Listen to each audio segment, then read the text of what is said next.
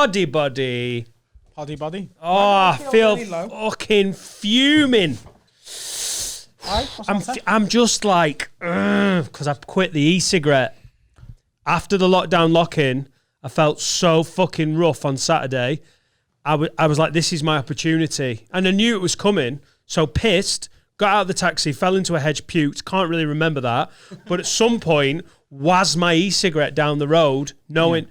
So Sunday morning, woke up, you know the day after a hangover? Not the hangover that like... So on Sunday morning, I felt loads better, and that just like the urge to use the e-cigarette. I got through the whole of yesterday, like trying not to be snappy. And today, I drove all the way to Runcorn, having fucking arguments with all sorts of people from way back in my life. Like, had to like, I shouted at Etta just because she was dawdling, but misjudged the volume of my voice. So she was just not getting in the car. And I was like, Etta! And like, I caught myself doing it like way too much. And that's how I feel. Yeah. I feel like that. Yeah, you were a disgrace on Friday, weren't you? I was just... the thing is, working with you is so astonishing to me because you surprise me with your professionalism and your commitment to broadcasting. Sometimes I get to look to the right and be like, it's a masterclass up close. And, you know, I irresponsibly just got hammered, but at least I'm off that fucking e-cigarette. I feel tetchy. So if I'm a bit... I apologise. You have been a bit of a knobhead all day. You've been really... I'll take it. Like, you walked in and there was just an energy about you. Yep. You know, and you just... Someone's walked just... into this clean studio. Yeah, thanks to Laura for cleaning this, by the way, and you just stood by and watched. Is it me tapping? Yeah. And now I'm tapping! You've cut me audio. Oh, right. I thought, fucking I'm back. I can't believe you made your pregnant wife tidy the studio while you just sat there and did fuck all. I mean, that, like, you can do all the jokes, but anyone who's married knows that that's not what is going to have happened. We came in here on Sunday morning to get the car. I thought I was just coming in to have a little clean, and it was a fucking state. I put it on Twitter, @HaveAWordPod, and Laura just started tidying. And Etta was like playing with Woody and having a great time. I gave her YouTube Kids to watch, but she was too just mesmerised. Yeah. Like, and I sort of think, if you're that age, she's at that age where these will be her first memories. I was like, yeah, this is Dad's work, and it's clearly fucking fun, innit? She was just like, ah. And then it was a bit of a state, but yeah, Laura was a trooper there. She helped out. You had a nap, didn't you? On a comfy sofa. No. No, I did not. That would not go down well. But it was a fun lockdown lock-in, wasn't it? She was a good egg cleaning up. Do you remember it, yeah? You've told me it was fun. Yeah, I told you. I don't remember. I remember... You must remember the start, like getting here, sober. I remember getting here. I remember Johnny arriving. And I remember us starting the pod. But I hadn't ate all day, apart from a sandwich very, very early in the morning. And then I forgot to eat, because the puppy's taking up a lot of my time. And you're excited. And that's a bad move, isn't it? Yeah. And then, because I had 2 beers before we started recording, and they got me tipsy. And then Johnny whipped out, well, when people watch it on Friday, they'll say Johnny got us on Buckfast and shots quite quick. And I was, I don't really... Did you, you watch it on Friday, and watch me not drink my pint. I brought loads of beers in. Yeah. I was worried that we'd run out of Smirnoff Ice. I pour a pint of Turbo Shandy. Didn't touch it. I drink about that much of it. It was there on Sunday morning. I'm pretty sure, unless someone made me another, no. I just did the Buckfast. Absolute pussy. We did a bottle of Liquor 43 as well. Yeah, but that pussy thing worked out just fine, didn't it? When you were like, no, you've got to get fucking your face. At the end when you were like... Lad, you were... When you had early onset dementia, that was when I was like, probably best I'd fucking dodged a few rums. You were vacant. Yeah. I was sitting... What were you doing on your phone? Oh, shit, yeah, he was. All he kept saying, your response to any question or statement. So Dan might have gone, hey, lad, do this. You went, I'll smash your head in and your entire family's.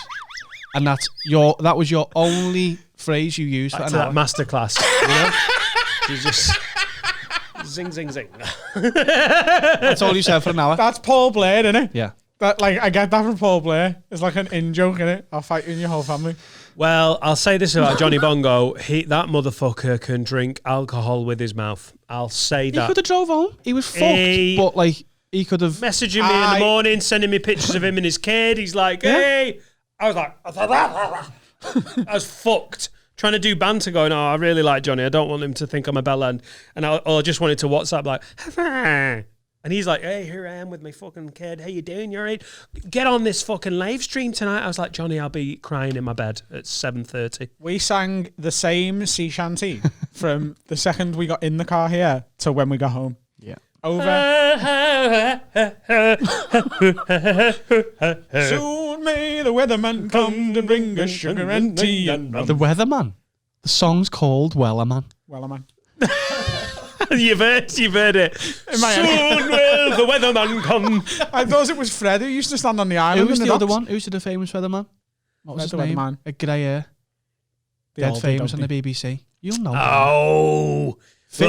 Oh, Michael Fish. Michael Fish. He was sick, wasn't he?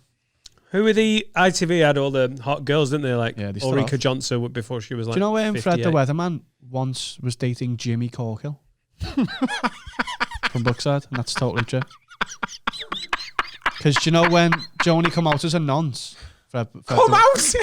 You come out as an aunt, it guys. came- Sit down. I've got Mum, something to tell Dad, you. I've got something to say. I've when it- known this since I was 8. When it came out as he was a nonce, me mum, I went, have you heard Fred the Weatherman's a paedophile? Mum, she went, oh, he should date Jimmy Corkill him as well. I was like, and? What's that mean? Yeah. Hang on. So, genuinely, what's he called? Fred the Fred the Weatherman. Fred what? Fred Talbot. Right. He was U-Tree. He was. So, if you're not from the UK, very famously, the Albert Dock where they filmed Good Morning Britain? No, this morning. This Morning. Yeah. They filmed it in Liverpool, and on the Albert Dock, they had a small British Isles. And he jumped onto the British Isles and he did the weather report while running around a little model on the water. And if you YouTube it, you'll find the bit where he finally fell in. He fell in Yeah. once or twice. Put didn't he? a picture of it in so I'll that put they him can in. see. I'll put a nice And it was much loved, wasn't it? Yeah. Yeah. Until it turned out it was a little bit nonsense. Yeah. He was shagging kids on that island thing, wasn't he? Yeah. No one noticed though. Which is weird because it's a very busy You know- place. If you're going to be a nonce and a weather reporter, just keep the two things separate. So he's out I of prison. really think it shows a lot of bad taste, that. He got released out of prison last Christmas. Yeah. Fucking rat. Last Christmas. It's mad, isn't it? How everyone that age who was on telly shagged kids. Yeah, and that's a fact. Everyone. It's Ronnie Corbett, pedo. Russ Abbott, pedo. Can you stop being slanderous? the thing is though, They're like literally two of my old heroes. if you weren't, Yeah. you knew about it. Yeah. What? If you were You're dropping some real truth bombs here, aren't you, no, Carl? if you were a TV, If you didn't fucking say it, like fucking Morecambe and Wise, 27 million people, they should have opened a Christmas special by, hey, here's a list of our pedo colleagues. Like, well, yeah, but you were complicit if you knew about it. Just saying. Silence is violence. yeah, but there's a lot of ifs in there. In that, No. you're complicit. If we have no idea. No, but like if loads of them were into it, you don't think like someone's getting quite like Terry Wogan. Do you not reckon someone came up to him? mate. We He are loved bumming literally. kids in. No, you can't. He's These dead are- now. It's fine. These are like historically much loved British entertainers. Did a lot for and charity, we're didn't he? dragging them through them. I still think Katie Mulgrew's bit about her dad being like Jimmy Cricket was on TV in the 80s, and she was like, a lot of these guys came to our house for tea. And then just after a while, when you hear all the rumours and allegations, you think, God, no one ever even nearly went near me. It's bad for your confidence. They were fiddling with all sorts of kids. They were around at our house. They even played with us. No one even just like stroked a tit or anything. It's really funny bit. There's literally only one comedian that I know of in the country that can write that bit, and it's her because she's the daughter of an 80s TV comedian. Yeah. But yeah, it was a bit of a fucking noncy era, wasn't it? Who would be Right. It like I know the answer to this and the question. right. So if you let's say tomorrow, Operation U3 ring Finn, and they're like, "What's happening, Finn?" Edge of the intern, have a word, and we want Adam and Dan. We're just, we're running low on suspects. There's a lot of nonce jokes on the pod. We feel like Adam and Dan have got a good nose for a nonce. So we want them to just have a guess each on who we should look into This is dangerous. as a paedophile. Can you just ask Dan now to pick a celebrity It's a fucking great question. for us to look into? If this was a public, I'd Yeah. stop and ask it to be edited I'd out. put the slander But law it's on a the fucking Patreon. So allegedly, this is who I'd like Operation fucking U-Tree to have a good rummage through. Is it just people I don't like or people you think could be noncy? I think it's the second one. I don't think you can get someone who's cut you up in traffic. No. I'd love to though. I think someone should have a little look at Russell Brand. Just to check the hard drive. You reckon? Well, Yeah. Just I have a think- look. Yeah. I'm not saying he is a paedophile. God Yeah. forbid. Yeah. Just wouldn't look into it. I think that's a hard drive that could do with a good rummage. Yeah. See what's on it. Just maybe. Tap his phones. No, just don't know. I don't know. What's yours? And if there's nothing to hide, it's fine. Yeah. That's like the police state, isn't it? Are we keeping that one in? Yeah. Okay, good. Yeah, we are. Yeah, we are. You No, danced- I don't think. I think he's nah. I I don't think he's a paedophile. I don't think that's his tipple. Okay. Yeah. Do you want to have another? Do you want to pick someone else? Who would I like? Who would I like? Who would you like to be a paedophile? Yeah. I'd love it if Piers Morgan fucked kids. Would you? Oh, wouldn't it be good if we could I've bring him down started to with like that? not hate him.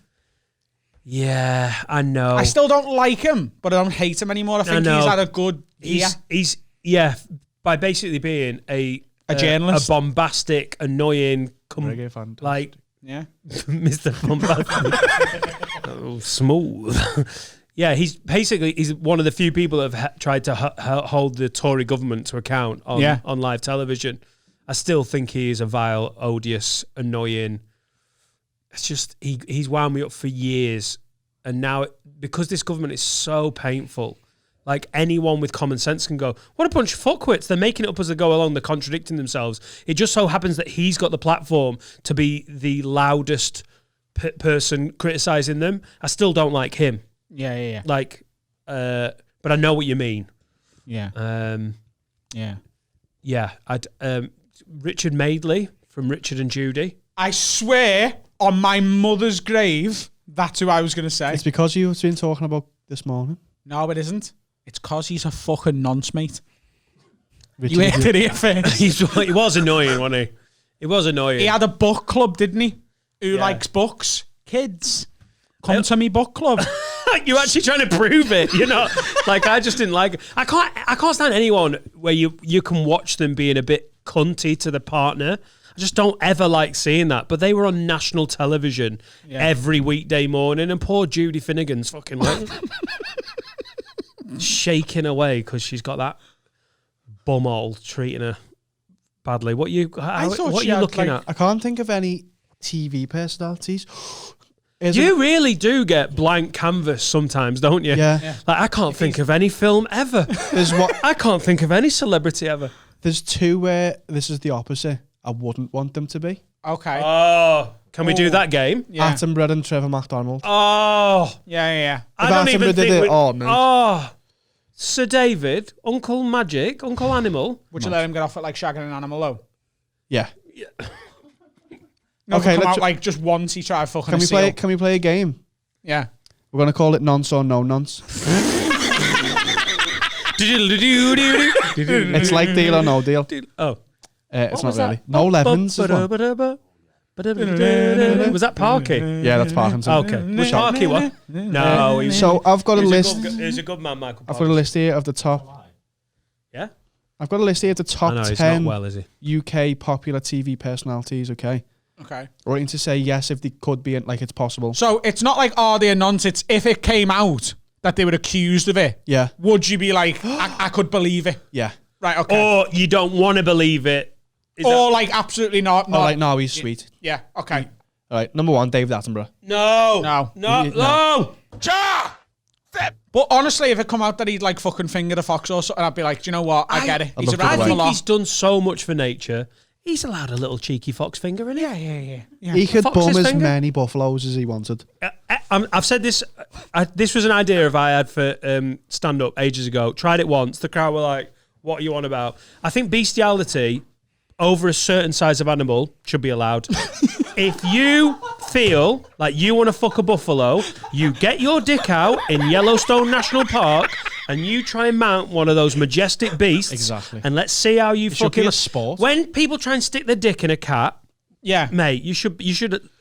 That's where I get mental about punishment. Like, Yeah, because you can only fuck a buffalo if that buffalo wants to be fucked. you can't rape. Can't rape a buffalo. You can't rape a buffalo. If you have a thing like, I just want to get a blowjob off a rhino, go ahead. If you manage to get a blowjob off a rhino, you should be allowed. Who wants to do I it? did my cap to you, sir. Yeah, just grab it by the horn. Come on, you That's a good grip, fucker. innit? Yeah, fucking. Right, number Hey, 2. you're endangered now, lad. Nonce or no nonce, Martin Lewis. Now, I'm telling you, patrons, I have had no ideas for new stand-up. If you come and see me when the Rona's passed, I might be closing with that. I'm not even joking. I'm so short of ideas. I'm gonna. Whenever I make him laugh, it makes me think that might be a bit. Drink me. Do you know someone messaged me the other day, and that drink me bit was from a patron in May. I can't even remember what it's about. You can't remember it. No, I can't. You know what my brain's like with this podcast. I know it's a famous reference from this, or infamous, or whatever, but I can't remember what it was. Do you remember it? No.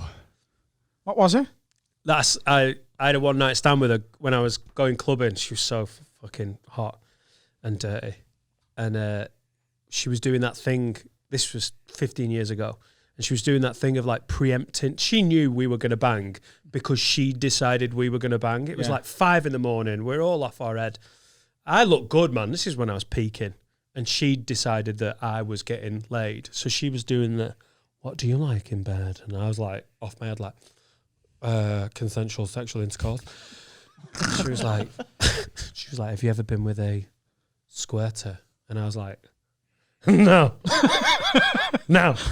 What I wasn't saying was, when you've got a 2.8 inch penis fully erect, it's sometimes quite hard to get in there and press that button. "No, I ain't never seen that shit."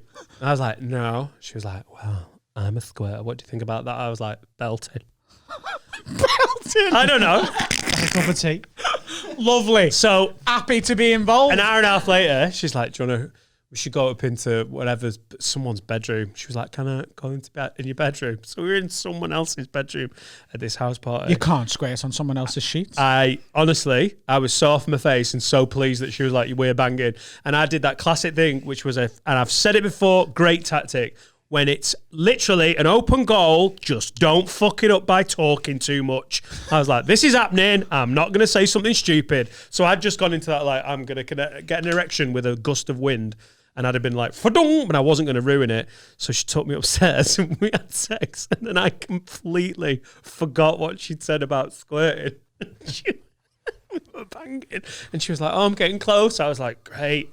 And she went, "Oh, I'm getting close." And I was like, "Okay." I thought she was just going to come. And she went, "Oh, I'm coming." And I went, "Oh, great." Then she went, "Drink me."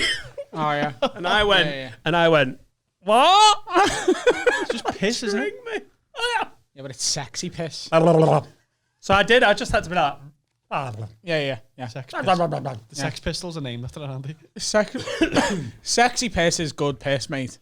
Number Come 2, Martin Lewis. She said that she'd been told by other people that she tasted of vanilla. Did she taste the vanilla? Hell no. And the bit I did on stage the few times I tried it was, if I got a milkshake from McDonald's that tasted like that, I'd ask to speak to the duty manager. I asked for vanilla, and this is banana, bitch. This is a yeast infection in a cup. That milk's gone. You know that milkshake machine's always off because you're cleaning it. My milkshake brings all the... No. No, it doesn't. Anyway, I'm Martin Lewis. Sorry. Is he the money Martin cunt? Lewis, the money cunt. Yeah. Yes. I'd love it if it turned out he was a pedo. Like, oh my God, did you know you can save 10% on your credit card bill every month? And also... I wouldn't believe that one. I think he's a proper nice family man. I reckon he's got like a Volkswagen Touareg. And Is that how you pronounce that? it's how I pronounce it. I've never known. The Turag Muslims. What? Number 3, This is a fun one, isn't it? Trevor McDonald. No. No. Clean, No, we clean as a can't whistle. say no to everyone. Martin Lewis has got to be on the line. Also, there's very few black paedophiles.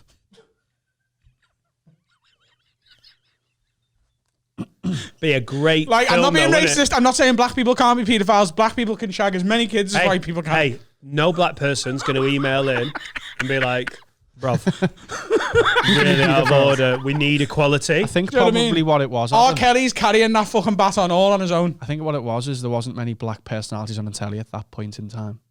Yeah, maybe. Yeah. You really- Representation is the Carl, problem. Sometimes your knowledge takes the fun out of So things. it's not that black people don't want to fuck kids. It's just they haven't haven't been had the put in a chance. position to do so. You were in a great spot. You've backtracked into where Number you are 4, this could split you. Is this Oh. Stephen Fry? I don't think he's fucked a baby. now. Oh no, Adam. How long have you been in this? Things you shouldn't say. That's why I really hate wearing headphones. I'm like, I've taken them off. in my mind. I'm just saying, So when we're doing nonce jokes, he might have can we fucked just a keep it- 16-year-old at a party. Well, that not is not a paedophile. paedophile, Or is it? 15-year-old then. You know what I mean? Okay. Oh, he's a bit. You think he's got a bit of spacey in him? Maybe. I'm not saying he has. I'm saying, like, if that came out, I wouldn't be like, nah. How did you make this game not as Worse. fun? No, Stephen Fry's a bit of a national treasure, isn't he? Yeah, but that's what make it worse if it happened. Yeah, he's it would, up you're there right. with Attenborough, isn't he? Kind of. A couple of levels below, but He's got no. David Attenborough is a stone cold no. He's Mr. Manimals. yeah. Stephen Fry, I'd be like, oh no, but I wouldn't be as shocked. Yeah. Next one. He's read Harry Potter as well, hasn't he, Stephen Fry? He was the audiobook man, yeah. That's what I meant. I didn't mean he just read Harry Potter.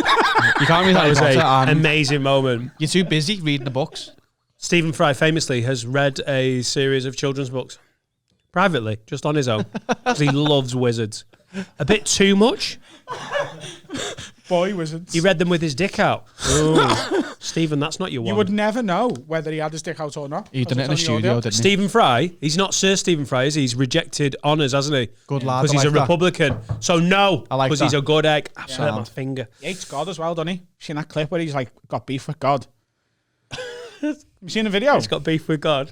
So he gets asked like, do you believe in God? And he's like, well, my atheism is not just that I don't believe in him. Like, I don't believe in him, but even if he is real, I would reject him because I think he's a cruel bastard. Like, if I got to the pearly gates and St. Peter come over and was like, what's happening, Steve? You coming in, lad? Yeah. Lad. He'd say, Fucking pearly gate. he'd say, no, I don't want to come in because I don't want to come in on God's terms. So, like, God made this little insect whose sole purpose is to burrow into the eyes of children and make them blind. What kind of cruel God would make such a creature? So, fuck God. I'm going to chill with the devil and have some Prosecco. Get Stephen off the list. I was not aware of that. And I've never heard Adam talk so articulately and well about atheism. He's a J, And it's Stephen. genuinely made me enjoy this episode more than Number 5. most. Scouse icon. Paul O'Grady. No, Yeah, he's a nice he's like a lad, nan, isn't isn't he? he? Yeah, he's a nice fella, Paul. It's difficult. Do you know, this probably isn't total equality, but when they're gay, I almost don't want to be the guy who's like calling out pedo on a gay guy. Paul O'Grady, Stephen Fry, because I feel like it's very like, well, you've already got an alternative lifestyle, which is an awful, like there's, Yeah. But no, I don't buy it with Paul O'Grady. But if it turned out that he'd slipped his old man gay dick in one of them dogs, I wouldn't be shocked again. Number 8 on this is going to be gold. Number 6 is the person who came to my mind first when we were playing this game. He's dead now. Good old Brucey Forsyth. Oh, I He mean, was there we're for talking fucking- about the era. He was You're there. talking he about was the like, era. Bam, in the middle of it. I mean, he hosted the parties probably. He's Didn't got the muzzy. he? Oh, Barrymore looked up to him. Yeah. In more ways than one. It's got. Okay. The joke was already there. Oh God. I don't know. Like, you've lost your filters to the extent that I think it might go full circle and you just become a monk. I think one day, like, Adam could go so far into just say anything, and then he just like default into like.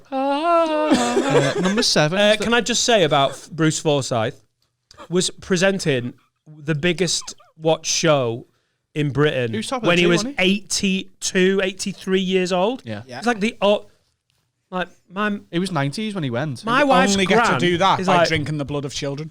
can't fucking work WhatsApp videos. All right, you're making it about that. Yeah, Bruce. Bruce is a maybe then.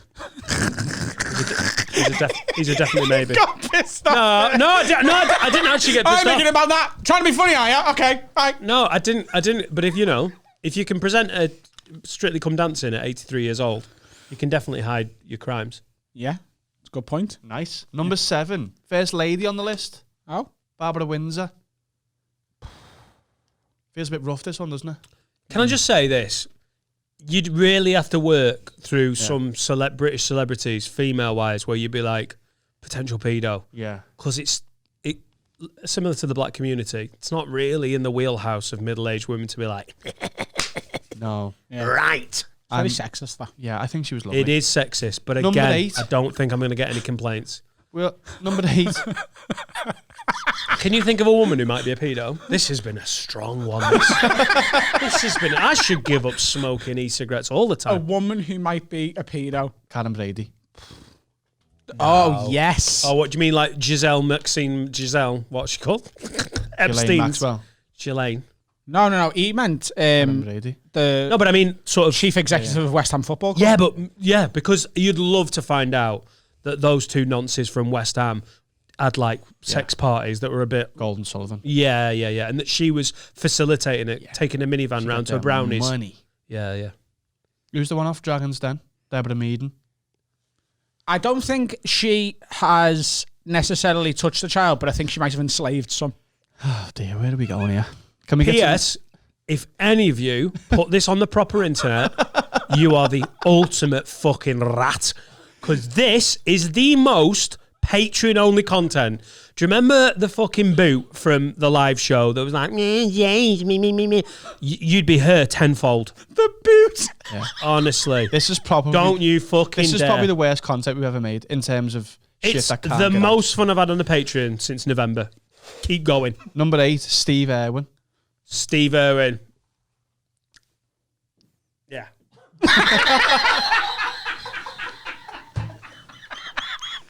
Oh, aye. Human Children. Yeah. Do you reckon? Yeah. I reckon he was too busy shagging crocodiles. Busy. Stingray feels great on my dick. I'd love to fit a fucking child in, mate, but look at all these crooks I've got bagged up. Is he Cockney? I fucking love koalas, mate. I'm fucking Steve Irwin. Look at this canting crocodile, you naughty little cunt. Oi, when Sir David Attenborough dies, can we get Danny Dyer on doing BBC Wildlife? Yeah. Oh, that'd be... fucking look at that. Number 9. Look at that pen. Whoa. He's naughty. Wait, He's- Steve Irwin, I would like to say a hard no. I would not believe that. I want to just get that out there. We can have a laugh. It's all fun and games. But no. Are you It's a fine? big part of my childhood. I was gutted when he died. How big Seemed was like he? a really nice man. How big a part of your childhood I had was a poster of him on my wall. I'm not even messing. Fuck off. I did, yeah. Yeah. What was he doing on the poster? He had his dick out with 2 crocodiles. Signing his own jizz. Honestly. Number 9 The is signs were there. Richard Hammond. Ooh. Can we have Clarkson on here? Yeah, okay, Clarkson can be next. It's not, but... So number 9, Richard Hammond. Number 10, Clarkson. Well, Number Clarkson, 11, yeah, I'd love it. James May. No, not James. He's nice. Yeah, he's a good lad. I love James. I the- think from the Top Gear Clarkson lot. is an absolute gobshite of the highest order. But I also reckon I reckon he's the type of like fucking, you don't fucking touch Yeah, he kids, bangs mate. someone who I did reckon it. he'd fucking batter a pedo. Yeah. Yeah. Yeah, I reckon they're all maybe. clean. They're all good lads. Yeah. All right, yeah. Let's do 2 more. We mentioned Terry Wogan, didn't we? Yeah. Oh, not Let's get Ted. past him. Number 11. Genuinely, I've enjoyed this game, but for some reason, old El Tel. I'm just not. Oh my God, yeah.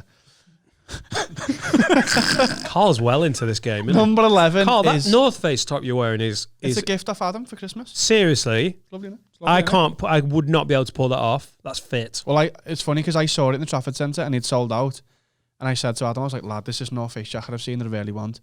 And he ran away and bought it. So what happened was Hey, he went. But Pookie remembers. He turned up here with his brother when they went to Trafford Centre. We recorded that day, and he was like, "Oh lad, seen this fucking North Face thing? It was all floral here on the arms and black here. It was gorgeous, but they only had a small left or whatever it was." And I was like, "Oh sad." And the next day, me and him were going shopping again in town. And at one point, he went, "Right, I need to go and get your present, so you fuck off." And I went to the North Face shop and went.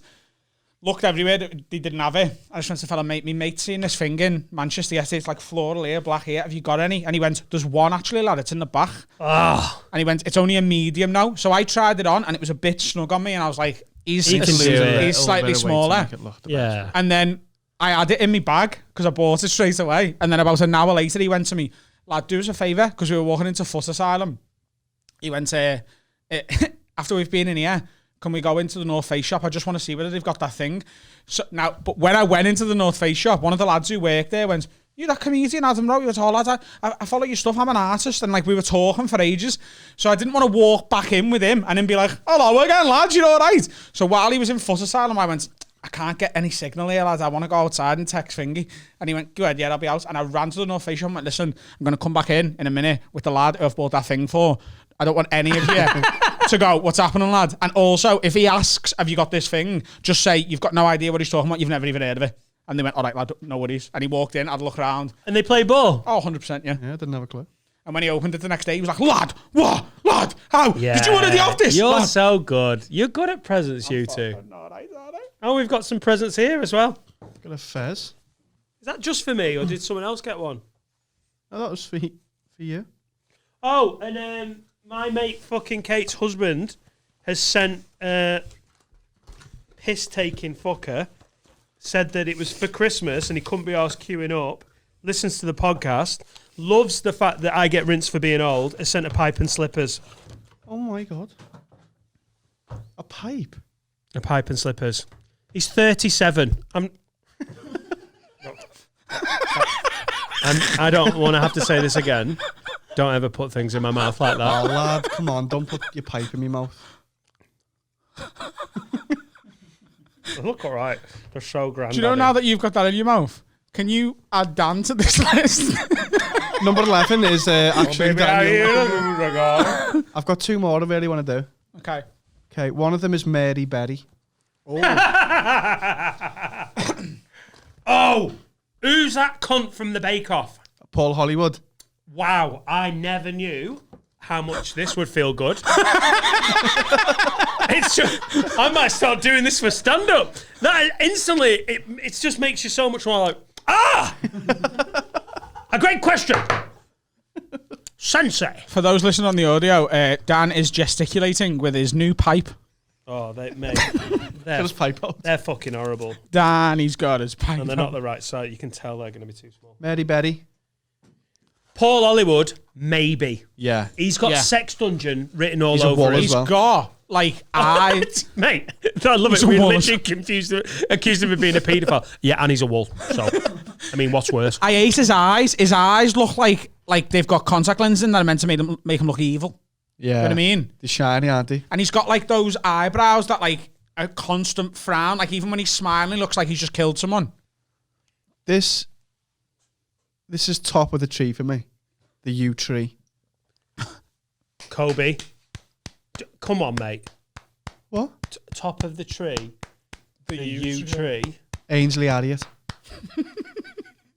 Black pedo. Well, isn't that a soundbite you don't want existing? They're not making that anytime soon, are they? Black pedo. Ainsley Harriott is... Do you know what?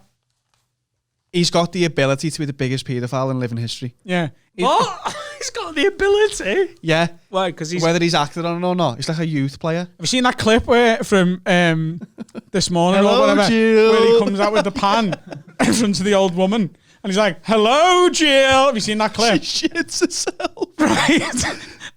I can see him doing that with his dick out to a little child called Hello, Dylan. Bill. Hello, Bill. Get on me pipe, Bill. Get on me pipe. Ainsley Harriott, like, I'm not saying look, we would like to make a public statement here behind a paywall and say everything we've said today is purely based on speculation. It's not. It's based on any Speculation. speculation. It's all nonsense. Baseless facts. It's all based on second-hand information from someone that I trust. And It's all silly nonsense. take us to court. Apart from Paul I'll Hollywood. fucking get on the stand and I'll back this shit Go up. on. Alan Titchmarsh. 100%. He knows where to fucking hide them when he kills them. Someone's knocking on the door. Can you get that for us? There's somebody at the door. It's Alan Titchmarsh. Is it Alan Titmarsh? Is it Ian? Is it Ian from SOG? Who's at the door? Is it Ian? Tell him we're recording. Is it? It's your key. It's your key, Finn. Oh. Finn's got a new key. Let's have a break, as we just need to deal with Finn's new key. No, we don't need to do that. Leave Finn to fucking... He knows how to get back in. He knows how doors work. Alan Titchmarsh, I do want to say, come on. We don't just let's round it off properly. He does gardening Yeah. and time team, so he knows how to dig a grave. So if it goes wrong on. and he fucking has to kill one of them, do you know? Yeah. He doesn't have to go to the fucking Yorkshire Moors and bury them. He can do it in his own fucking yard. Sound. We've got a key. He's got it. Finn's official. You haven't got the other kind of key. I'm going to need one of them anyway because I've lost my keys. So I'll have that. No, you have to pay for a new one. Yeah, but I'll have that. I think that is the right time to have a little breaky wakey. Yeah. Ah, that was fun.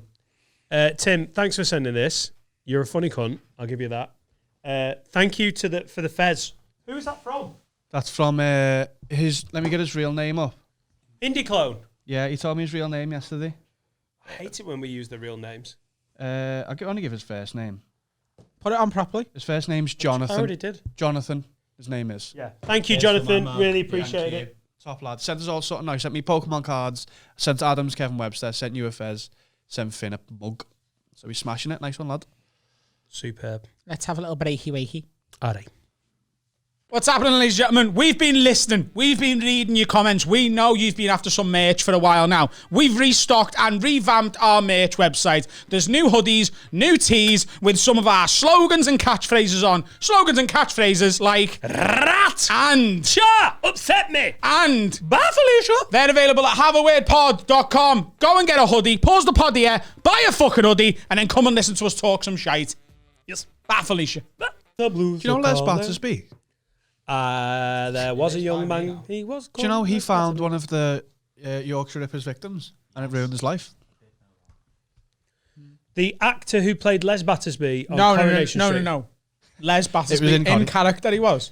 It was during an episode of Corrie. They were filming on the Yorkshire Moors. They're famous for that. Right. They love, on Coronation Street, they spend a lot of money on location shoots. Yeah. They're well known for it. And Les Battersby was digging a hole for a fire pit, and he found the child, Yeah. and he was like, "What?"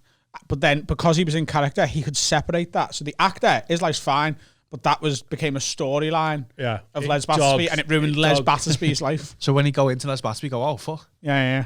Yeah. That's why he had to leave Corrie, Yeah. because he had to kill Les Battersby.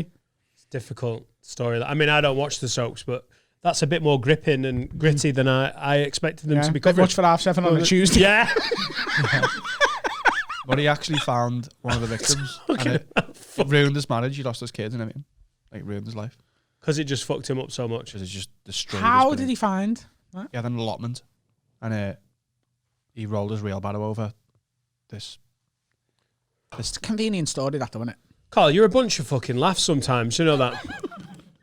To be honest, I started that Let's Go second part and you all bit on it and now we're talking about it on the record. Yeah. And we have just been Do you know Les Battersby? accusing celebrities of being paedophiles. We haven't. I mean, we haven't. We have not. We were just suggesting. Anyone want to start this one again? No, I do not. Do you know Les Battersby? You know when he was going through a bad time on Corrie, his character, Yeah. and like he was skinting that, and people were like sending him money in and that. Yeah. He Isn't owns a that pub mad? in Wales. How mental people are. How thick people are. What? How I thought you owned it. thick people are. Yeah, that they think it's like a documentary. It's not just mental, is it? You got to be like thick as well to be like, oh no, I watched Coronation Street and Les Battersby. He's not doing well. I'm going to send him £8.50 sellotape to a card. Why are the stupid people you do always northern? Can you do that again, but with the southern accent, Oh, please? fucking hell, oh, Les Battersby. Yeah, they're sending in money to EastEnders, aren't they? Fact.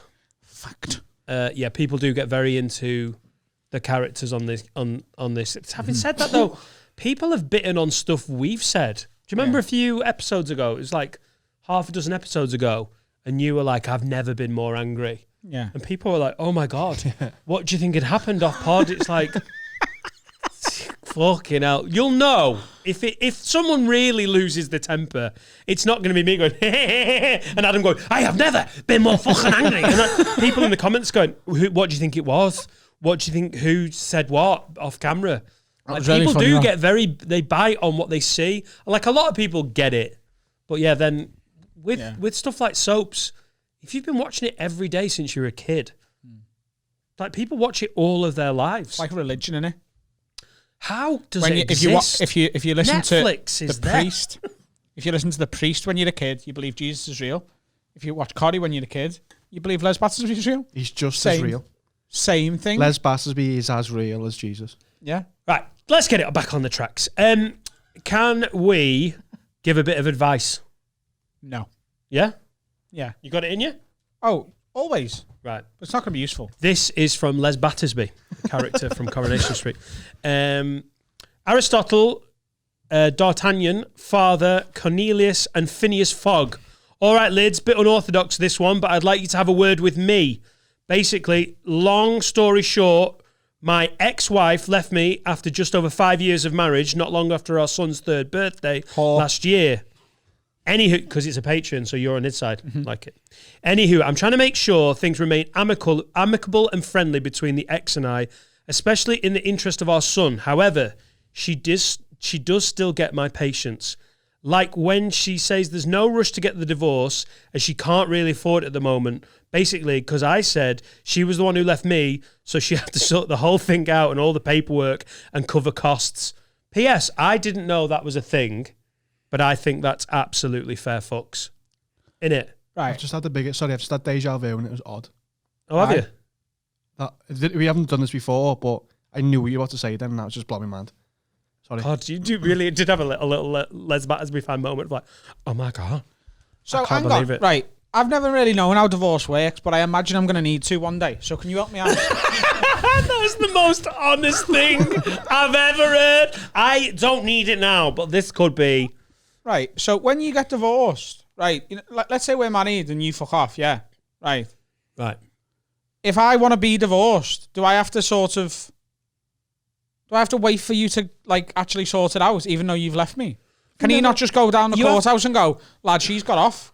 Can I just sign the thing so I can keep my house? So, if you want a divorce, you have to agree to the divorce, you have to don't sign you? the papers. However, if someone doesn't agree to the divorce, you can get out of the divorce for different reasons. Like Get out of the marriage. Get out of the marriage. And once you're married, you can annul it after 6 months. But after that, you can't get divorced for a year or so. Like there's a point where there's like a margin of error for an annulment, which is either 6 months or a year, where you're allowed to be like, oh yeah, I didn't mean to marry this one. He's an absolute fucking idiot. You're allowed an annulment. But if you let it tip over to that, you can't get divorced in the year after that. Like, legally, you have to just ride it out going, yeah, we're going to get divorced. It's not worked out. So in this case, she's left him and he's going, right, okay, well, let's do the divorce. And she's like, no, I can't afford it at the moment because they'd have to pay for all the divorce paperwork. So I think that's a fair point to be like, you fucking left me. If you want a divorce, you pay for the fucking... Because the lawyers cost... Yeah, but he wants it hundreds, now, doesn't doesn't it? And she won't hurry the fuck up.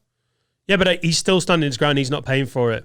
So, Andy says, this is from Andy, I'm trying to move on the best I can when also dealing with anxieties amongst other stuff. But if you could have a word with me, should I just ignore her bullshit, put on a brave face, etc., as I want things to be cool between us for the sake of our kid, or should I stand up and make things more difficult for me? Oh, should I stand up to her, go full bitch mode, and make things potentially more difficult for me in the future?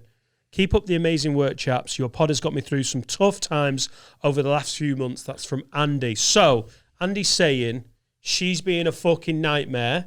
Should he play the long game, try and be a bit more sensible because they've got a kid together, they're going to have to deal with each other, or should he just draw a line in the sand? Document everything. Every time she texts you, screenshot it. Every time she phones you, record it. Get a record of her being an absolute cunt, and then the ball's all in your court.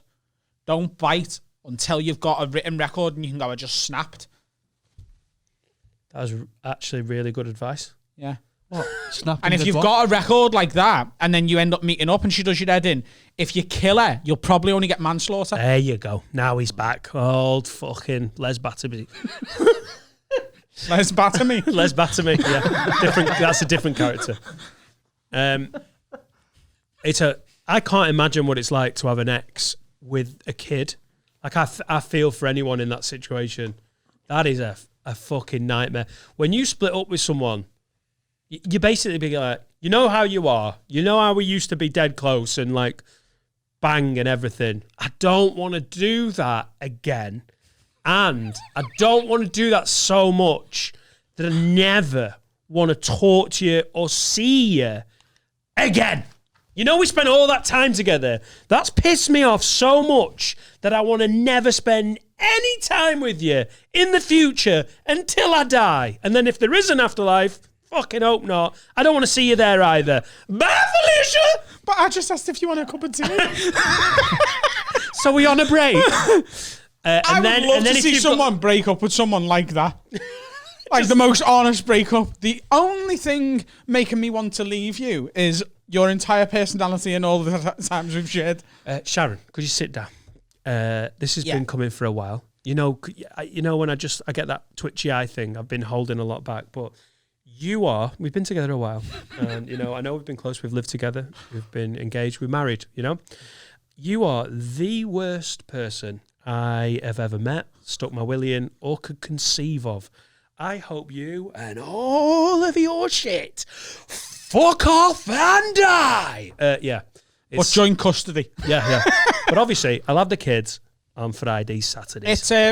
It's difficult to break up when you haven't even got a kid involved. I can't imagine being like a divorced dad, Like, in my head, like, even, like, my parents split up when I was quite young. Like, I was, like, 11 or something like that. Oh, yeah. Is that true? Yeah. God, there's a lot of similarities between you and me, old boy. Yeah. And despite that, in my head, once I'm married and I've got kids with someone, like, we're a team forever. Do you know what I mean? We will be together forever. I make jokes about, like, needing a divorce at some point. But, like, the thought of being, like, split from the mother of my kids, I don't want that. You're not even there yet. No. So if you feel that affiliation now, you will feel it. Don't you feel like you resent your life if you're together just for your kids? Do you mean no? It's not for me kids. It's for me. No, but I'm saying if you fall out of love with that person, you're saying you're I'm not saying like I'll never ever get in that situation or whatever, because it can happen to anyone. I know that, but in my head, it won't happen. I've got a mate. We had a weird conversation a couple of years ago, and like me and Laura are as good a couple as most couples I know with a kid. Like, we're mates, we get on, we don't have nasty fights or whatever. It's great. I love it. I've documented that on the pod. And him and his missus have Barneys and piss each other off. And she's whinging. And we had a conversation where I was the one going, if we end up unhappy and Laura's fucked off with me and I'm fucked off with Laura, I don't want to drag Etta or any other kids into that misery. I would rather be, Laura, this ain't working. It's not like we've not tried. Why don't I take my shit down the lane? I'll still be a good dad. I'm not going to mug you off on money, but you and me need to not be a couple anymore. So these kids have got more, because watching kids grow up in a house with two parents in a toxic environment that are taking fucking strips off each other, it's a total fallacy to think like, mum and dad are still together, and isn't that a great thing?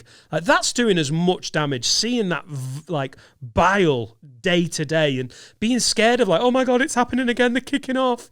Like, I would rather, and he was in a relationship different than mine, and he was like, nah, I'll never leave her.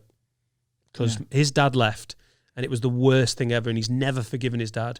It happened when they were young, and in his head, you do not do that. And I was like, what? Even if it got bad, and like it was just a bad environment, he was like, I will never leave.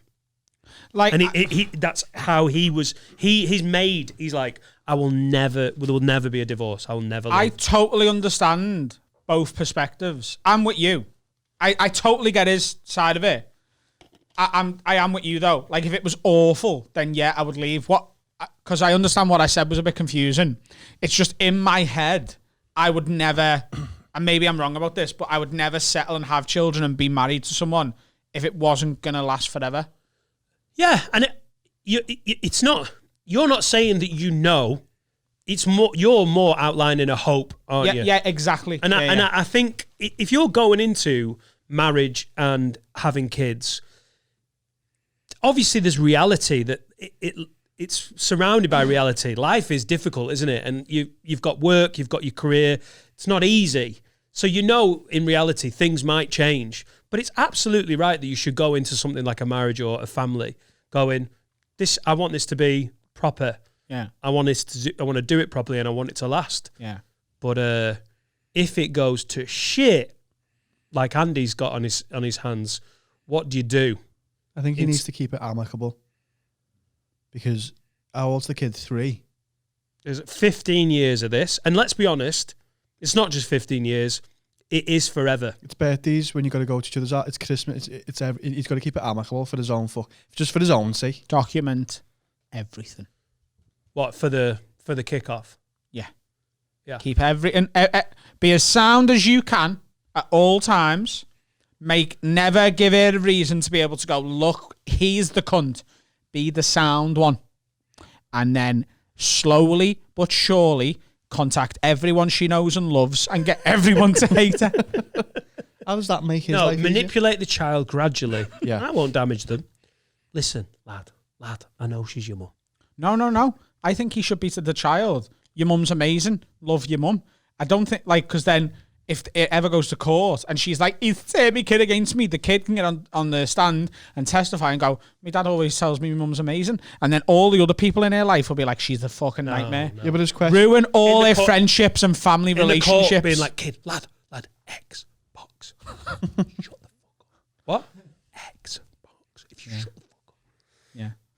But yeah, I think you could slowly but surely chess move every important relationship out of her life and leave her with absolutely nothing but misery. Mate, anyone who's making you feel mental, you need to find a way of not having that hate in your life. I've had a few people in my life that have done my fucking nutting. It's not really always them, it's just how I am with them. I just that was how have I never lived without this? I just don't, I think you need to get hate out of your life if you can. Yeah. I hate it when someone's riled me up and pissed me off. Mm-hmm. It just I'm like, this morning as we were driving here, I was having fucking about stupid stuff. Yeah, it's the nicotine withdrawal. But that'd be awful situations to be like, I'm going to have to deal with this bellend for years because of the kid. Can you find a way to not just keep it amicable for the kid and for the day-to-day logistics, also that you're just not like waking up in the night going, I hope she dies. Like, it's not good for you, that shit, is it? No, wishing death on people is never, because it very rarely comes true. Do you know what I mean? That they just drop dead. I'm not saying it's never happened, but it's very rare you just wish someone dead and then it just happens. Might have happened 4 times ever. I saw one on Twitter. Some girl yesterday said, my rapist is dead, woohoo. Got like 100,000 retweets. So, those work sometimes. Let's hope. Well, I'm not going to talk. Yeah. That's going to throw in this is what I think about that. I mean, yeah. Come on. You can't not now.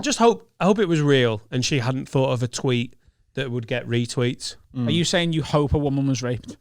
Oh, fucking yeah. I mean, touche. I hope you feel proud of yourself. I hope she was in actual pain. I need to do the podcast with someone more mature. I wish I could see. I wish I could see a graphic of the peaks we reach. Yeah. Because we did nonsense and then we did like your home life and stuff. Mm-hmm. What? I'd like to see it as a graphic. of the not like the heights and lows we hit? I like both, apart from the Les Battered baby. Talking about parents. This is from Dan. D-Money. Question for you guys is my next question for you guys is what trait or habit is something you've picked up from your parents or even a family member? Mine would be part of my music taste. My mum loves bands like Take That, Boyzone and Westlife. She used to play them all around the house and I like them too. Nice one. From Dan. I think that's from Dan Johnson, who is a Hall of Famer. Function and alcoholism. I knew you were going to say that. Is that what you got? Yeah. What you could have had. Yeah. What a lovely thing. This one's for you, obviously. That's how you once. Like, this was actually a really nice moment when my mum was like fucked from like all her drinking and stuff. She was in the hospital and she was like, because I was well into doing stand up by then, she was like, I just want to let you know, if you can get any jokes out of what I've put you through, I want you to do it. Oh, what a fucking good egg. And I did. First time on the show. And every now and then I do a joke about my dad and he's like, I don't like that. I'm like, it's not even true. I don't like it. Yeah. You're alive, so you don't get to fucking pick. I fear doing jokes about my dad. Do you? Yeah. Why?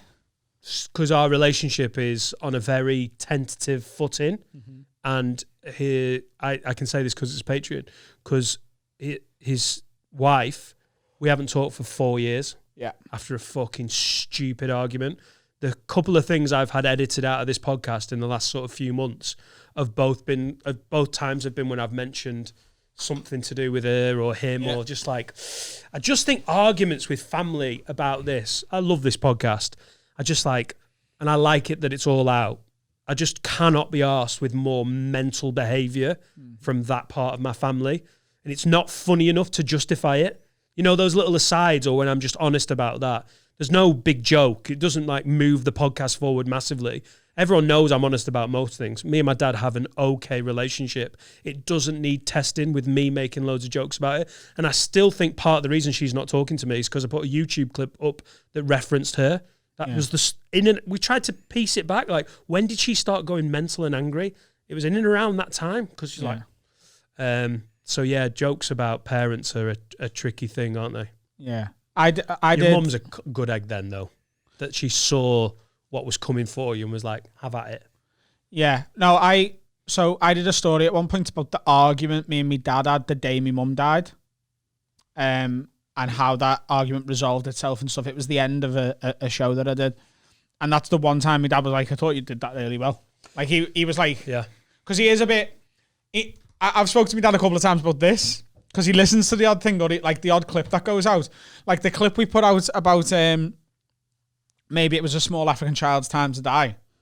Our Jack was watching that. I went round to my dad's for a cup of tea.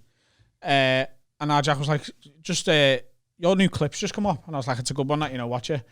And he sat there and he watched it and my dad heard it and my dad was like, fucking hell, how'd you get away with that?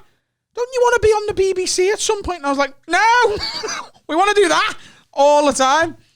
Yeah. The reason we get away with it is because we're not. Because there's nothing being said. Yeah. It's fucking jokes and we know now where the line is. I mean, sometimes we do fuck it up, but also that's part of the bit. Yeah. But the reason those clips get retweets and the people listen to this is because they're sick of the television going, no. And that panel doesn't have any disabled lesbians. So no African children died as a result of that clip. Yeah, I love that old thinking of like, you can't say that. Try us. We're not just going to say it. We're going to clip it out and put it on social media. Is it the weirdest small print ever, though? What? Like, no animals were harmed in the making of this. No African children were harmed. Did your mum have a good sense of humour? Yeah. Where do you think you get your sense of humour from? Mainly your mum or your dad? Absolutely my mum. Like, without any shadow of a doubt. I was introduced to stand-up. The first stand-up that I ever remember watching was Richard Pryor, the one that I think is possibly the greatest one ever, where he's red shirt. Sunset Strip, isn't it? No, it's not. It's just called Richard Pryor Live. Oh, the one where he does he have Paddy LaBelle support him? Yeah. And he's like, this is when white people come back and find out that and stole his seats. Like a little self-edit there. Didn't say it. I remember watching that with my mum in her bedroom. Jack was already in bed, asleep, and I'd just never, ever seen her laugh like that. And then from there, like, they both, like, my mum and my dad both really liked Peter Kay, so we had both of his DVDs, the Royal Albert Halls and the Top of the Tower. They both loved that. There's something about watching your parents laugh. Yeah. When you saw your parents' corpse at something, I remember that's just literally sent me back to those moments where you're like, what's this? Why is it making my dad laugh this much? Like, I think I saw him watch Billy Connolly and howl, and it made me go, oh my God. Every year at Christmas, I'd get a Lee Evans DVD, and it was mainly because my mum I loved him as well, but my mum loved Lee Evans, and he's very accessible for a child as well, because he's so physical. And then I remember me and my mum sort of discovered Jason Manford at the same time when he did, it must have been the Apollo. We were watching live the Apollo together, and Jason Manford was on. 2008, 2007, 2009? I don't even know. Can you check Jason Manford's first live the Apollo blue performance? Shirt on, hasn't he? No, that's his. That might be earlier. That's than his that. DVD. I think it is a bit earlier than that. 2005, 2006. Yeah. But me and my mum both loved him, and that would have been if we had any money growing up, which we never did. Like, we never went on a holiday or anything like that. But we checked that night, or no, we can't have, because he was then touring off the back of it, and he performed at the Royal Court in Liverpool. So at one point, there was a giant Jason Manford poster on the front of the Royal Court in Liverpool. And I remember we got the bus into town one day to do like Christmas shopping. I was like, that's that lad who we watched on Live at the Apollo. And we were going to get tickets, but either we couldn't afford it or I was too young or something, and we never ended up going. The first comedian I ever ended up seeing live was Ross Noble at the Empire. But did you find out? It's 2007, I think. 2007. We'll get him on. Jason's. I've known him since I started in 2002, 2003. We've never been dead close. We've always got on quite well. We played footy with him, didn't we? Like, mate, we will get him on. That'll be a lovely moment for you, I think. Yeah, like, well, I've opened for him now in York, which worst place to open. Yeah, Adam, do you know what though? Like, you know when I come off, he was like, "That was so fucking good," and I was like, "It wasn't though," and he was like, "No, it really fucking was. You're opening." And like they're a quieter crowd there, and my fans are a lot older now because he's Mr. Saturday Night rather than just stand-up comic. Yeah. He's dead sound to me. And Oh, it's nice that you. But yeah, him, and then so yeah, I suppose the way to answer that question for me is what have I got from me parents? Or it said habit, didn't it? No, but like character trait as well. Yeah, habit, sense of humour. I think maybe from me mum, and then I think. He won't forgive me for saying this. From me dad, I think I've got a lot of good ideas that I never put into practice. I'm going to clean the kitchen today. 7 hours later, I tell you what, I've got through some Instagram posts there. Yeah. Funny. What about you? I think my sense of humour comes from my dad's mum, and my granddad, my mum's dad. And my gran was like a piss taker, like a real piss taker, like a Joan Rivers type. Yeah. She was funny and dry and could rip someone without laughing. Like, just keep going with it. And she could do voices and make up characters to the point where some adults can do it and some adults can't. But kids, if you start spinning a yarn and you just keep going, kids don't need it to be like, you know, a Wes Anderson film. They just need you to keep telling the story. It doesn't have to have like a great narrative. And I can do it. Like sometimes we go to bed at night and like Laura does bedtimes more because Etta wants her to do that. She's more comforted by. And then sometimes she's like, oh, Daddy, I want Daddy to read a story. And sometimes I'm like, do you want me to read a story? Or do you want me to make one up? And she goes like, oh, we've got some books that she likes, prefers or whatever. And sometimes I will just fucking riff a story. Yeah. And I swear to God, she's more into those than she is into the picture books that she's already read. Yeah. Like they'll do fine and that works and it sends her to sleep. If you start telling a story, you can literally be like, what do you want it to be about? What's the name? And if you just keep going, she's like, and then what happens? And you can, it's like bullshitting on stage. Yeah. You know what she's reacting to, and she's like, well, and then what? It's fucking great fun. And my gran could do that. And my granddad was silly. Yeah. He was a bit of a clown. Like he was like low status, just daft. And it was always just like jokes where it was just to quietly entertain himself. He never took the piss out of anyone, but and even when he had dementia, I might have told this story, he was just funny. And if he thought he could make you laugh, he didn't need everyone else to see it. So my nana was a real fusser. She was like, we used to go out to the cafe in St Anne's at the Lowther Gardens. They had this lovely cafe, and they'd give you little numbered tickets out for your food. So you had to listen, and then there'd be a girl in a pinafore come out and go, number 23. And if you didn't, and it was all old ears. So there was like all old ears with raffle tickets going. So they had to shout it like that. Because if you missed it, you missed your fucking lunch. So we had our number, and it was like 34. And my nana, granddad's like got early onset dementia. So we're like, granddad's sort of not there. And you just had him there, and you'd be like, asked him a few questions. And if he asked you a question, you'd be like, that happened fucking 15 years ago. Like, how's uni? You're like, oh God, I'm 32.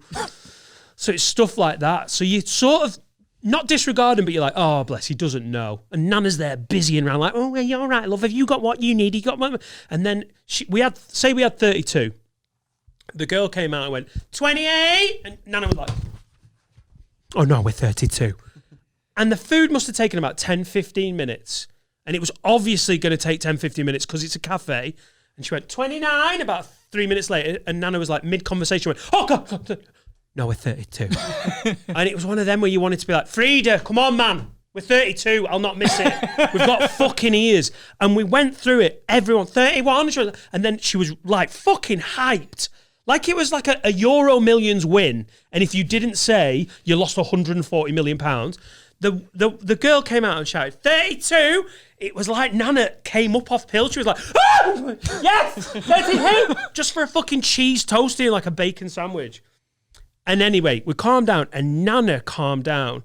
And then the girl came out about 3 minutes later. I'd totally forgotten because you've had the satisfaction of knowing that you've got your food. She went, 33. And my granddad went, no.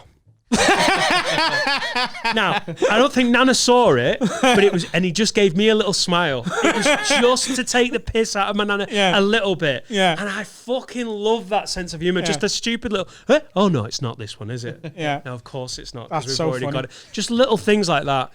Yeah, I think my Nana and Grandad more than my mum and dad. I'll tell you what I've got from my dad being a shagger. Anyway.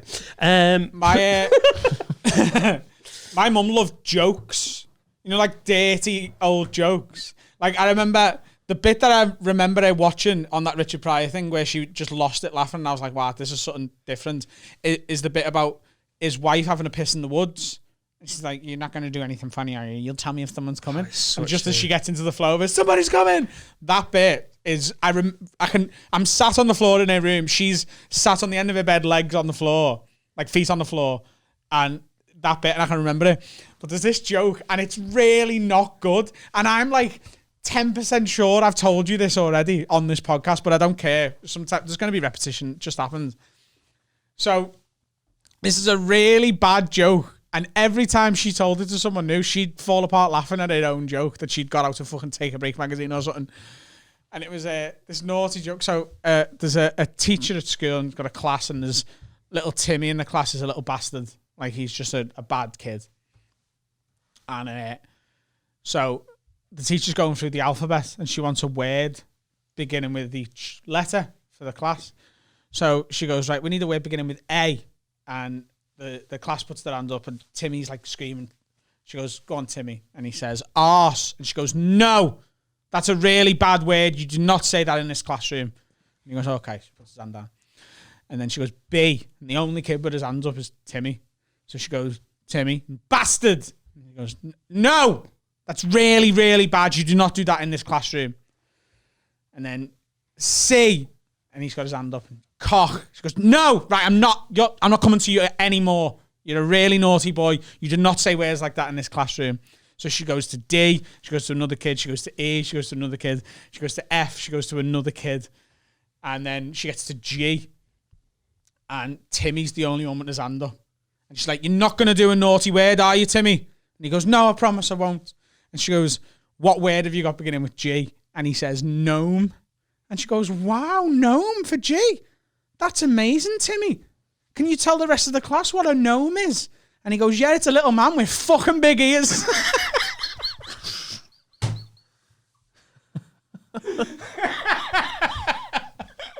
And I know how shit that is as a professional comic. But she loved telling it. Oh, like she would tell people that joke, and then she'd do exactly what I just did and just fall apart laughing at her own I joke. love it. Yeah. That was her bit. That was her closer. Yeah. Oh, I love it. That's funny, that, isn't it? Yeah. I like little memory lane on us. Yeah. Which celebrities? Do you wish you were your dad? Anyway, it's David Attenborough. Not dead yet. Probably in the ocean. Fucking a whale. Ryan Bryden says, have we had this one? Would you rather your comic hero steal a joke of yours that becomes a viral sensation, or your comic hero publicly calls you the worst comedian in Britain?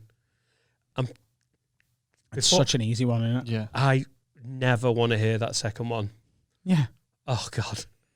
Yeah. Like, I would freely give my best joke to who's your favourite comic? Bridges.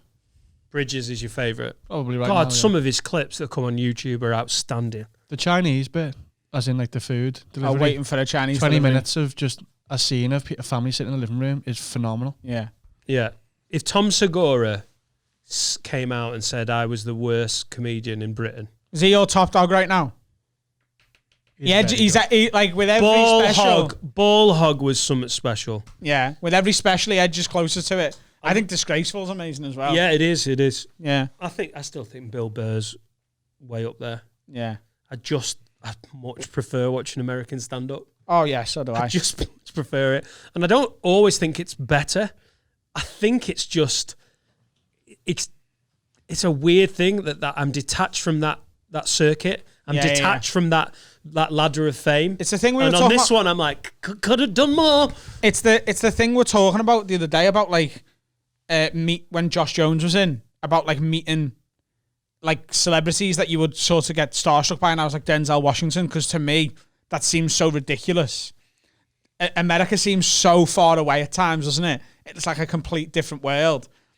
And like we've got some amazing comics here, like Bridges, Mickey Flanagan. Like sometimes I'll watch a Mickey Flanagan clip because it comes up on social media, and he's flawless. He's got every single big laugh he could possibly get out of a topic. It's fucking brilliant.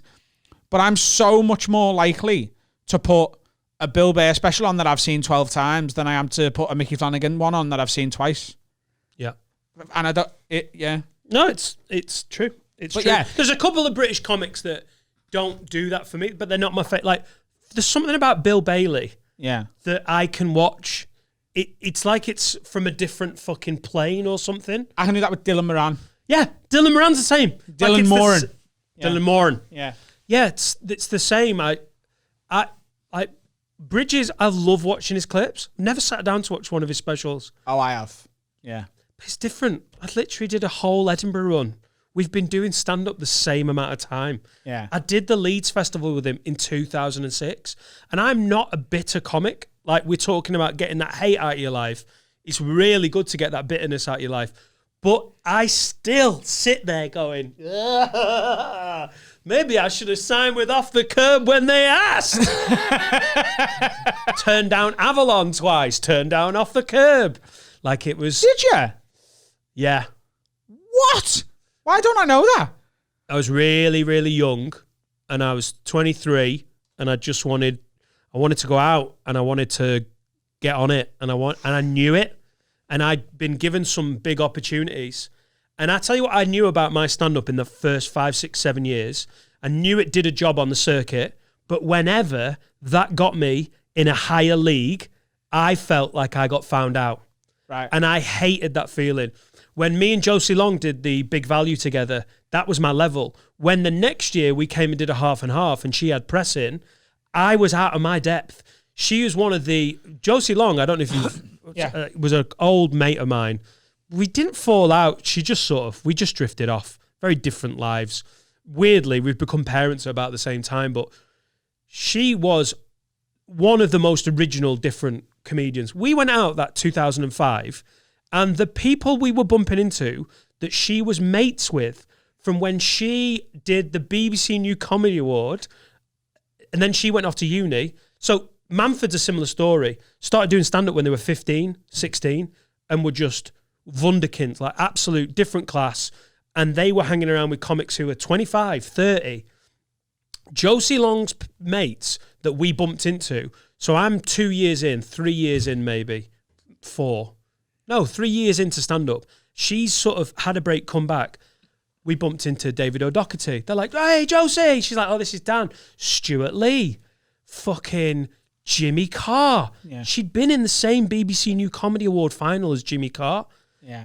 And I hated that Fringe on stage because I was out of my depth. I was a frog and bucket weekend comic who could do a job, but as soon as you got me in front of critics and comedy fans, they were like, yeah, it's fine. It's good. It's all right. It's just like any other circuit comic, because that's exactly what I was.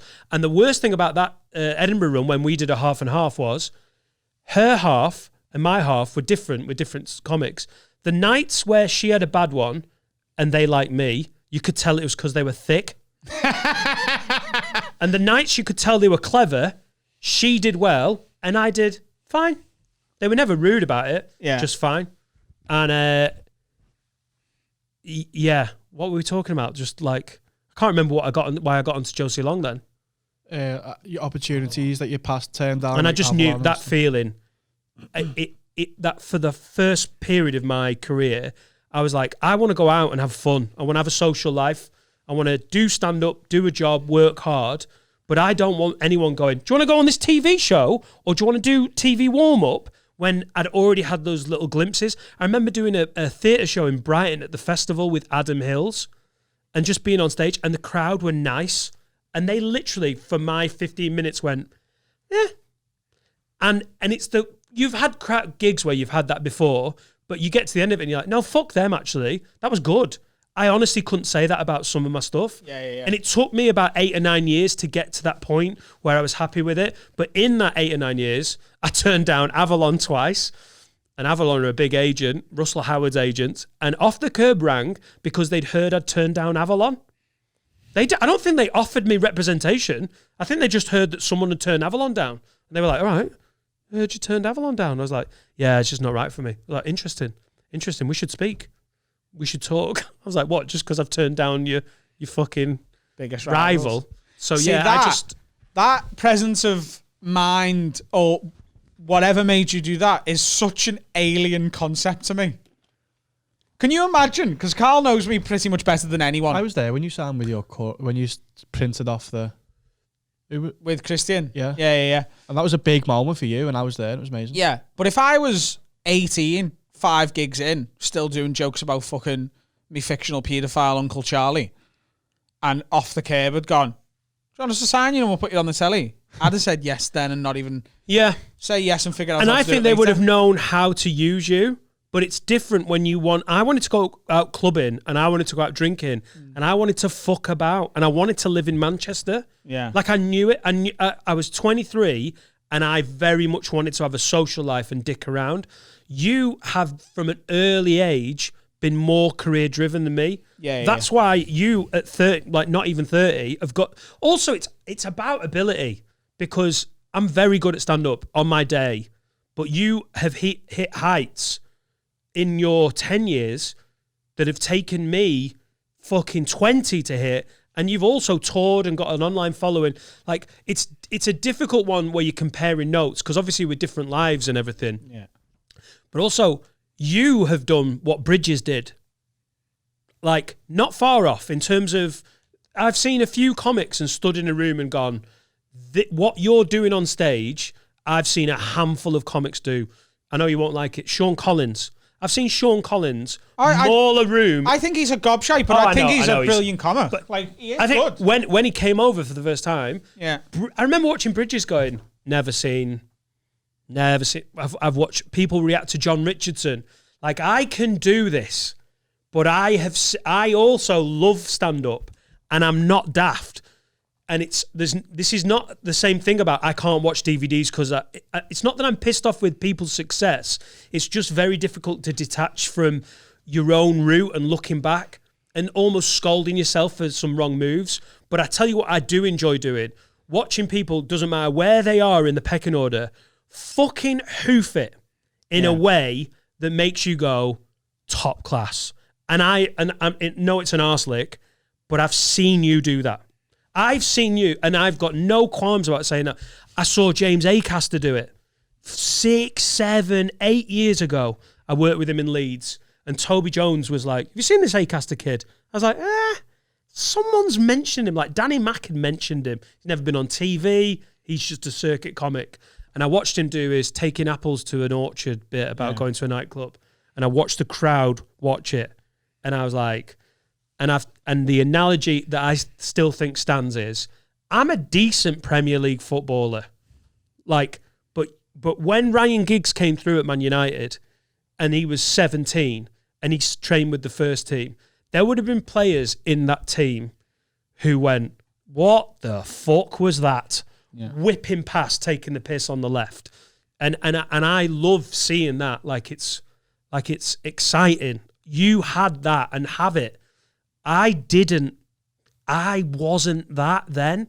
Like it took me 10, 12 years to start doing stand-up that I, like, do you remember when I went and did the 11 and a half Ill-Conceived and the one, Dan Nightingale's Trying His Best Not to Be a Dick was the show in 2014 when I ended up on when I did the Nigget McChuckin story and I did the bit at the end about bitch lick the wall.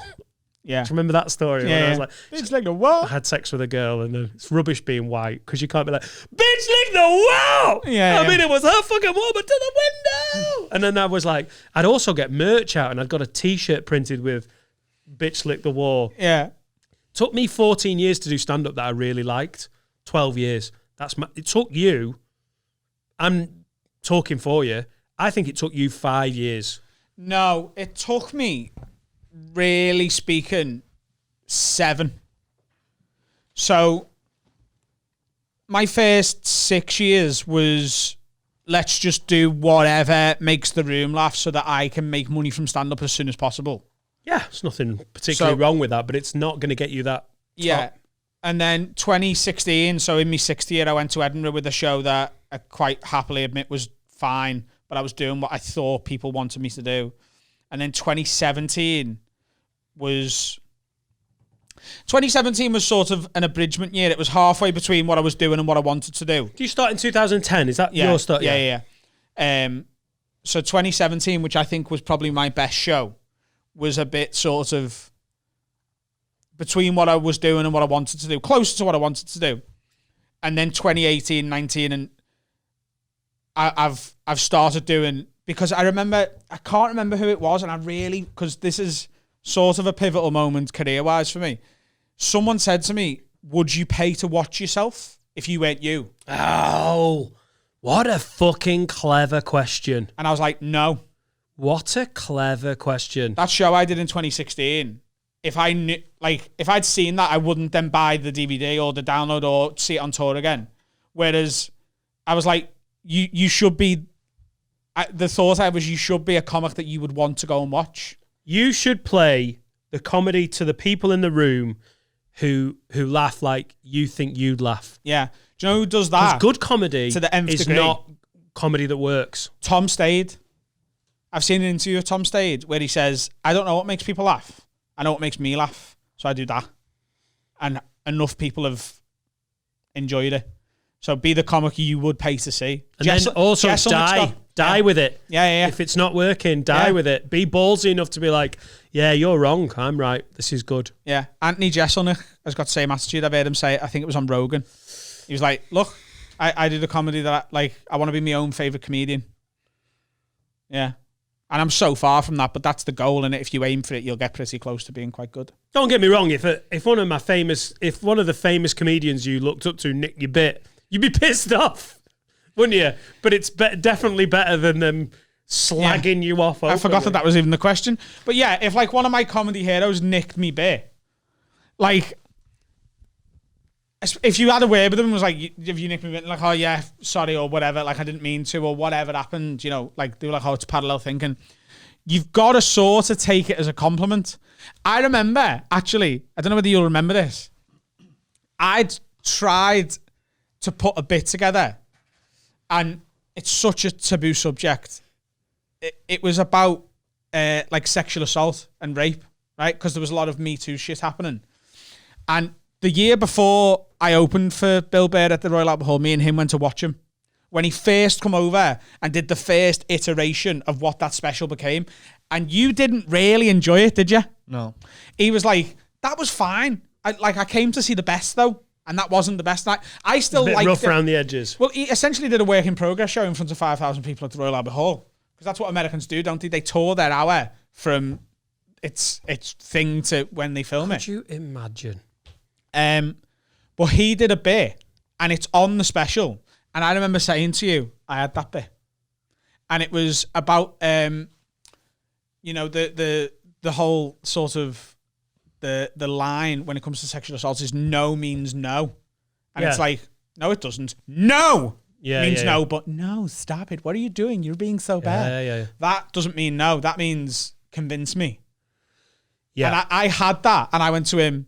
It's done. It's done. It's gone. Also, if they've finished it and you've got it as a no, or you've only tried it once or twice. I'd done it on stage and got it to semi-work, but obviously, like, that's not obviously someone nicking your bit, but it would be a similar sort of compliment. Yeah. If the best comedian in the world to you was like, oh, that's a good bit. Hey, I've watched very, very good comedians and gone, I've had that thought process. Yeah. And either tried it and it's not worked because I fucked it up, or not had the balls to try it. Now, a brilliant top class stand-up has 12 of those thoughts and makes them into a show. Me, every other special going, I have that idea. God, that could have been one of my best bits for a 15 to 20 minute set. It's not. I get it's a bit, just fuck me. I tell you what I love. Those new, like, Bridges with Friends and Milliken with Friends. I fuck watching Bill Burr in front of 5,000 people not have a show absolutely nailed down. I'm not about that.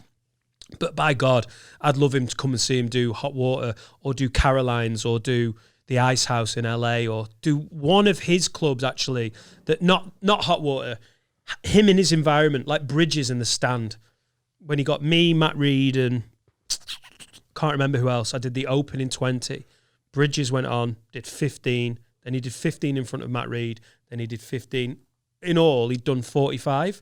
And he just got on us to do 15, 20 minutes.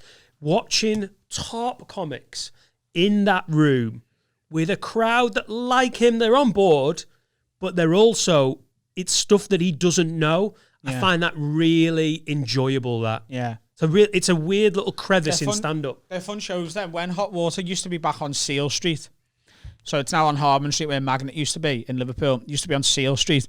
And they had a little back room that they decorated to make look like the Crown Hotel pub next to Lime Street. It was the best dressing room in the comedy. history of stand-up. It was like, oh my God. That looked like the Rovers' Return. That looked like Coronation Street. But so I used to, before I went to Edinburgh, I used to do a week in there. So I'd do 4 or 5 shows, one night after the other. And it would be me hosting 2 mates in the first half break, and then I'd do whatever I wanted. You asked me to do one once, and I never made it. I'm sure you've asked me to do something similar. Maybe, yeah. A lot of fun in there.